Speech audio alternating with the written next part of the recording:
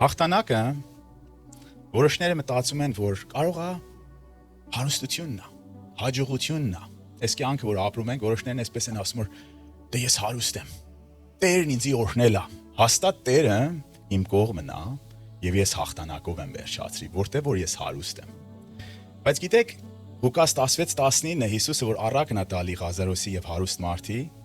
հարուստ մարդն ինչ է լինում։ Գնում է դժոխք։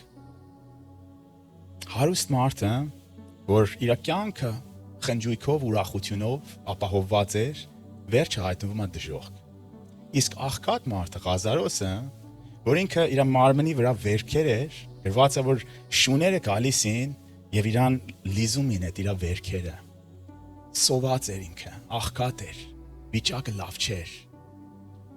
Նա գնաց Աբրահամի մոտ։ Նա գնաց դրախտ։ Այս երկուսից որն էր, որ հաղթանակով վերջացրեց։ Ղազարոսը։ Հավիտենական հաղթանակի մեջ հայտնվեց Ղազարոսը։